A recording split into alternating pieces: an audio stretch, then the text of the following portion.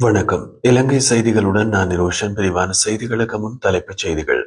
மாகாண சபை தேர்தல் தாமதப்படுத்தப்படுவதற்கான பிரதான பொறுப்பு பாராளுமன்றத்துக்கு உரியதென்று கல்விக்கான செலவினம் 2022ஆம் ஆண்டில் 1.5% குறைந்துள்ளதாக மனித உரிமைகள் கண்காணிப்பகம் ஆய்வறிக்கை. அரசு பாதுகாப்பின் பேரில் திட்டமிட்டு நடைபெறும் குற்ற செயல்களில் ஈடுபடுவோருக்கு எந்தவித இடமும் வழங்கக்கூடாது என்று நாமல் ராஜபக்ச நாடாளுமன்றத்தில் வலியுறுத்தல். சிறைகளில் இருந்தவர்கள் பாராளுமன்ற உறுப்பினர்களாக தெரிவு செய்யப்பட்டிருப்பது நாட்டின் ஜனநாயக அமைப்புக்கு அவமதிப்பாகும் என்று ரஞ்சித் மத்தும பண்டார கடும் விமர்சனம். தொடர்வது விரிவான செய்திகள். மாகாண சபை தேர்தல் தாமதப்படுத்தப்படுவது தொடர்பான சுயாதீன தேர்தல் ஆணைக்குழு மீது குற்றச்சாட்டுகள் முன்வைக்கப்பட்டாலும் அதற்கான பிரதான பொறுப்பு பாராளுமன்றத்துக்கு உரியதாக சுயாதீன தேர்தல்கள் ஆணைக்குழுவின் ஆணையாளர் சமன் ஸ்ரீ ரத்நாயக்க தெரிவித்துள்ளார். குருநாகல் பகுதியில் நடைபெற்ற நிகழ்வொன்றில் கலந்து கொண்டு உரையாற்றிய அவர், மாகாண சபை தேர்தலை நடத்துவதற்கு தற்போதைய சட்ட ரீதியான வழிமுறைகள் இல்லை. இதற்கான பொறுப்பு தேர்தல்கள் ஆணைக்குழுவுக்கு அல்ல, பாராளுமன்றத்துக்கே சொந்தமானது. பாராளுமன்றம் பொருத்தமான தேர்தல் முறைமையை தீர்மானித்தால் எந்த நேரத்திலும் தேர்தலை நடத்த முடியும் என்று குறிப்பிட்டார். அவர் மேலும் விளக்குகையில், முன்பு பயன்படுத்தப்பட்ட விகிதாசார பிரதிநிதித்துவ முறையில் காணப்பட்ட குறைபாடுகள் காரணமாக தற்போது கலப்பு பிரதிநிதித்துவ முறைமை அறிமுகப்படுத்தப்பட்டுள்ளது. உள்ளூராட்சி மன்றங்களுக்கும் இதே முறைமை அமலாக்கப்பட்டுள்ளது. ஆனால் மாகாண சபைகளுக்கு அதற்கான சட்டம் இனமும் இயற்றப்படவில்லை. எனவே இறுதி தீர்மானத்தை எடுக்க வேண்டியது பாராளுமன்றத்தின் பொறுப்பாகும். அதனைத் தொடர்ந்து தேர்தல் தாமதம் குறித்து ஒருபுறமாக தேர்தல் ஆணைக்குழுவை குறிவைப்பது நியாயமற்றது என்றும் அவர் வலியுறுத்தியுள்ளார். மாகாண சபை தேர்தல் பல ஆண்டுகளாக தாமதமாகி வருவதற்கான பொறுப்பை அனைவரும் ஏற்க வேண்டும். இதனை தீர்க்க ஒற்றுமை அவசியம். பாராளுமன்றம் உரிய முடிவை எடுத்தவுடன் நம்மால் உடனடியாக தேர்தலை நடத்த முடியும் என்று சமன் ஸ்ரீ ரத்நாயக்க தெரிவித்தார். 2010ஆம் ஆண்டளவில் இலங்கையின் மொத்த உள்நாட்டு உற்பத்தியில் 2% காணப்பட்ட கல்விக்கான செலவினம் 2022ஆம் ஆண்டில் 1.5% குறைந்துள்ளதாக மனித உரிமைகள் கண்காணிப்பகம் தனது புதிய ஆய்வு அறிக்கையில் வெளிப்படுத்தியுள்ளது. இலங்கையின் நடைமுறைப்படுத்தப்பட்ட வரிச்சலுகைகள் மற்றும் கல்வித்துறைக்கான குறைந்த நிதி ஒதுக்கீடு ஆகியவைகள் பாடசாலை கடுமையான நெருக்கடியை எதிர்கொள்வதற்கு காரணமாக உள்ளன என்று அந்த அறிக்கையில் கூறப்பட்டுள்ளது. வரிச்சலுகைகளும் பாடசாலை முகம் கொடுத்துள்ள நெருக்கடிகளும் என்ற தலைப்பில் 101 பக்கங்களை கொண்ட இந்த ஆய்வறிக்கை கடந்த வாரம் வெளியிடப்பட்டது. மனித உரிமைகள் கண்காணிப்பகத்தின் சிரேஷ்ட ஆய்வாளரும் வறுமை மற்றும் சமத்துவமின்மை தொடர்பான செயற்பாட்டாளருமான சாரா ஜதூன் இவ்வறிக்கையில் குறிப்பிட்டுள்ளதாவது, 2019ஆம் ஆண்டு அரசாங்கத்தின் சிரேஷ்ட அதிகாரிகள் நடைமுறைப்படுத்திய மிகுந்த அளவிலான வரிச்சலுகைகள் அதன் தொடர் விளைவுகளால் 2022ஆம் ஆண்டில் ஏற்பட்ட தீவிர பொருளாதார நெருக்கடியின் அடிப்படை காரணமாக அமைந்தன. அதனை அடுத்து ஏற்பட்ட நிதி இழப்பினால் அரசாங்கம் கடன்களை மீள செலுத்த முடியாமல் போனதோடு உணவுப் பொருட்கள் மற்றும் போக்குவரத்து கட்டணங்களில் ஏற்பட்ட அதிகரிப்பு மக்களின் வாழ்க்கையை கடுமையாக பாதித்தது. அவரின் கூற்றுப்படி இந்த நிலை வேலைவாய்ப்பு இழப்பு மற்றும் சம்பள குறைப்பு காரணமாக சமூக அமைப்பே தளர்ச்சியடைந்தது. இதனால் ஏற்பட்ட பொதுமக்கள் போராட்டங்கள் முன்னாள் ஜனாதிபதி கோட்டாபய ராஜபக்சவின் ஆட்சியை முடிவுக்கு கொண்டு வந்தன. அதனைத் தொடர்ந்து அனுருகுமார் திசாநாயக்க தலைமையிலான புதிய அரசாங்கம் தெரிவு செய்யப்பட்டதாக அறிக்கை நிறைவூட்டுகின்றது. புதிய அரசாங்கம் சில பொருளாதார நடவடிக்கைகளை எடுத்தாலும் தற்போதைய மறுசீரமைப்புகள் நெருக்கடியில் ஆணிவேரை களைவதற்கு போதுமானவை அல்ல. உயர்நீதிமன்றம் சமீபத்தில் வழங்கிய தீர்ப்பு 2022 நெருக்கடியின் உடனடி காரணங்களை மட்டுமே சுட்டிக்காட்டுகின்றது. ஆனால் இந்த பிரச்சனை பல தசாப்தங்களுக்கு முன்பே உருவாகிய பொருளாதார மாற்றங்களின் விளைவாகும். 1970 பிற்பகுதிகளில் இருந்து இலங்கையில் தனியார் முதலீடுகளுக்கு சாதகமாக அமைந்த வரி கொள்கைகள் நடைமுறைப்படுத்தப்பட்டன. இதன் விளைவாக அரச வருமானம் குறைந்ததுடன் கல்வி உள்ளிட்ட மனித உரிமைகள் சார்ந்த செலவினங்கள் பின்தங்கியதாக அறிக்கை சுட்டிக்காட்டுகிறது.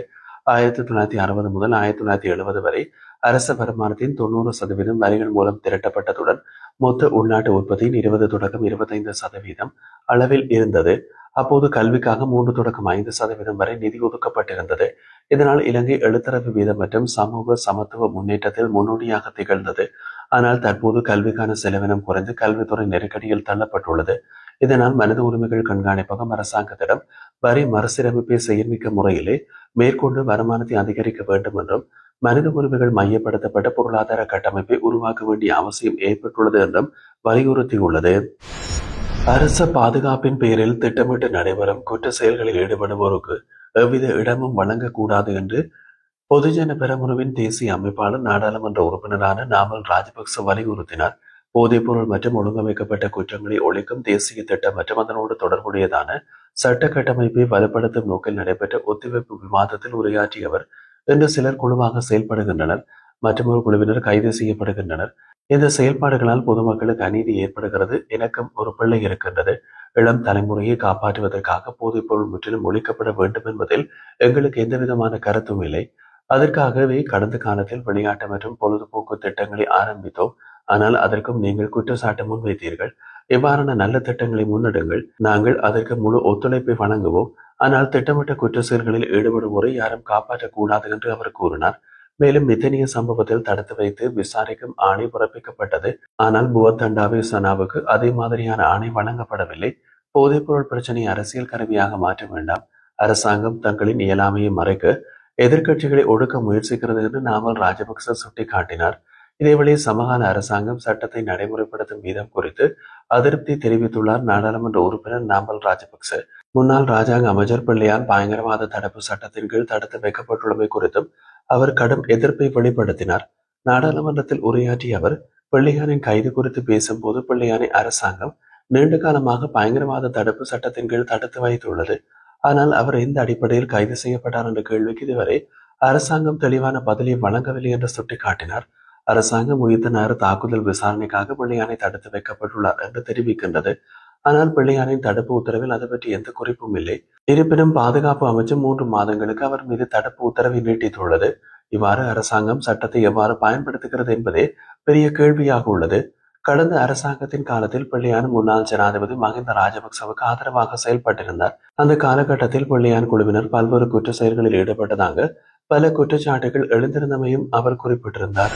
துப்பாக்கிகளையும் பல்வேறு ஆயுதங்களையும் ஏந்தி சிறைகளில் இருந்தவர்கள் இன்று பாராளுமன்ற உறுப்பினர்களாக தெரிவு செய்யப்பட்டிருப்பது நாட்டின் ஜனநாயக அமைப்புக்கு அவமதிப்பாகும் என்று ஐக்கிய மக்கள் சக்தியின் பொதுச் செயலாளர் ரஞ்சித் மத்தம பண்டார கடுமையாக சாடியுள்ளார். அவர் மேலும் கூறுகையில் மாகாண சபை தேர்தல் நடத்தப்பட்டால் இந்த அரசாங்கம் மீது மக்களுக்கு நிலவும் உண்மையான எதிர்ப்பை வெளிப்படுத்த முடியும். அதனால்தான் அரசு மாகாண சபை தேர்தல் குறித்து மௌனம் காப்பதாக நம்புகின்றோம். வெலிகம பிரதேச சபை தலைவர் சுட்டுக் கொல்லப்பட்ட சம்பவத்தை சுட்டிக்காட்டிய அவர் 67% மக்கள் வாக்குகளால் தெரிவு செய்யப்பட்ட பிரதேச சபை தலைவர் தனது உத்தியோகபூர்வ அலுவலகத்திலேயே கொடூரமாக சுட்டுக் கொல்லப்பட்டார். இதற்கான முழு பொறுப்பையும் அரசாங்கம் ஏற்க வேண்டும். நாட்டின் தேசிய பாதுகாப்பு பாரதூரமான நிலைக்கு தள்ளப்பட்டுள்ளது என்று குறிப்பிட்டார். அவர் மேலும் வலியுறுத்துகையில் இனிமேலும் அரசியல்வாதிகளின் பாதுகாப்பை உறுதிப்படுத்துவதற்கு அரசாங்கம் உடனடி நடவடிக்கைகளை எடுக்க வேண்டும். இதற்காக நாங்கள் அரசாங்கத்தின் மீது அழுத்தத்தை செலுத்துவோம். இந்த ஆண்டில் இதுவரை 101 துப்பாக்கி சூடு சம்பவங்கள் நடைபெற்றுள்ளது. அதில் 50க்கும் மேற்பட்டோர் உயிரிழந்துள்ளனர். வருடம் முடிவதற்கு இன்னமும் 2 மாதங்கள் உள்ள நிலையில் இந்த எண்ணிக்கை மேலும் உயரும் அபாயம் உள்ளது.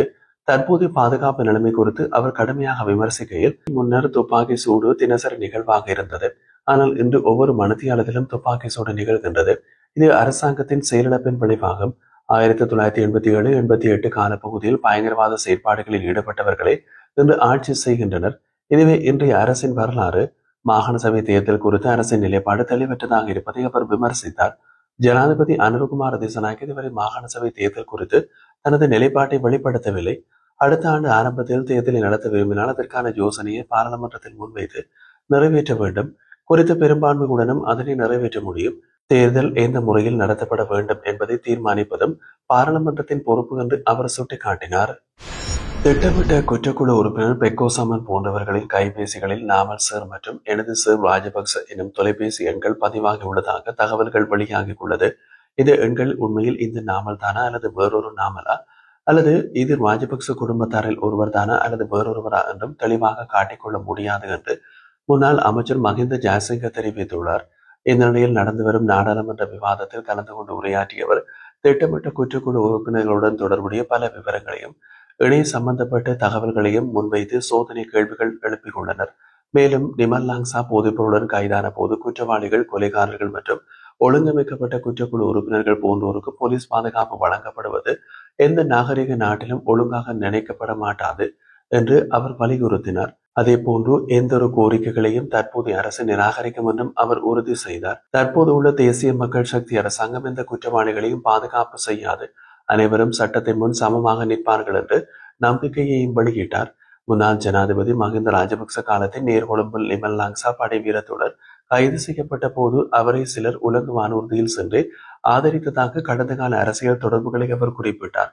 இலங்கையை போதைப்பொருள் இல்லாத நாடாக மாற்றுவதில் பொறுப்பு தனக்கே மட்டும் இல்லை என்றும் இந்த பணி முழு நாட்டையும், மத தலைவர்களையும், கல்வியாளர்களையும், பொதுமக்களையும் உடைய ஒருங்கிணைந்த முயற்சியால் மட்டுமே வெற்றி பெறும் எனவும் அவர் அனைவரையும் ஒன்றாக கூடிய ஒத்துழைப்புக்கும் அழைப்பு விடுத்தார்.